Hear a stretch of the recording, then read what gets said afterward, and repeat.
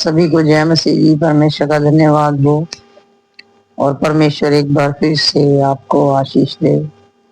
परमेश्वर का धन्यवाद हो कि परमेश्वर ने एक बार फिर से हमें इस पवित्र दिन तक संभाल के रखा।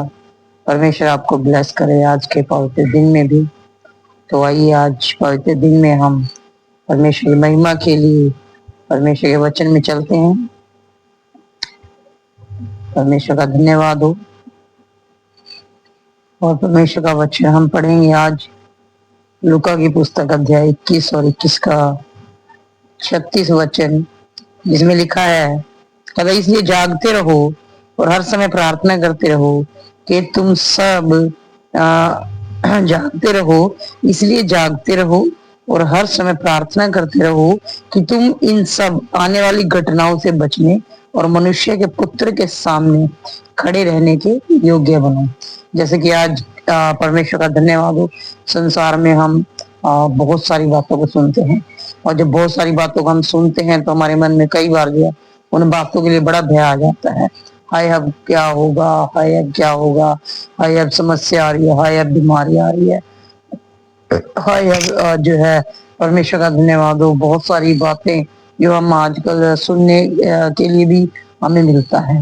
अभी परमेश्वर का वचन हमें इस बात के लिए परमेश्वर का धन्यवाद प्रेरित करता है और परमेश्वर हमें कहते इसलिए जागते रहो और प्रार्थना करते रहो हर समय, प्रार्थना हर समय।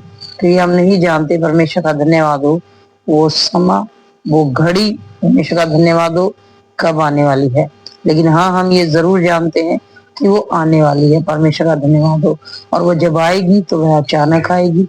किसी को भी इस बात का परमेश्वर का धन्यवाद हो पता नहीं, क्योंकि परमेश्वर का वचन कहता है, इसलिए जो प्रभु कहता है परमेश्वर के वचन के अनुसार उसे मानो।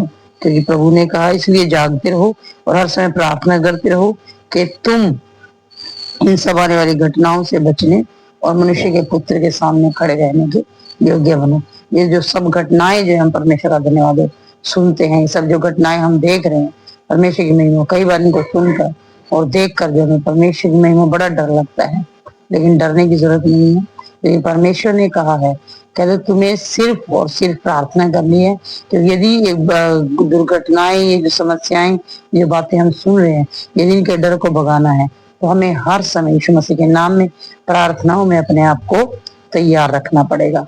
परमेश्वर का धन्यवाद। जब आप प्रार्थनाओं में तैयार रहकर प्रभु की महिमा करोगे, प्रार्थनाओं में तैयारी करके, वचन में तैयारी करके परमेश्वर का धन्यवाद उसकी महिमा करोगे, तो परमेश्वर आपको बढ़ाने और बचाने वाला परमेश्वर है। और हम एक दिन ऐसा देखेंगे, प्रभु का वचन कहता है परमेश्वर की महिमा कि हम उसके पुत्र के सामने खड़े रहने के योग्य होंगे। सो परमेश्वर का धन्यवाद हो। यदि आप इन बुरी घटनाओं से अपने आप को राहत देना चाहते हो, बचना चाहते हो, इनके डर को निकालना चाहते हो, परमेश्वर का धन्यवाद हो।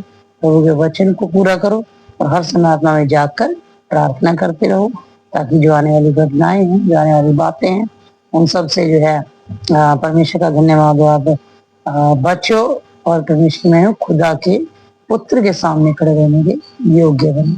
परमेश्वर आपको आशीष दे। God bless you. जय मसीह।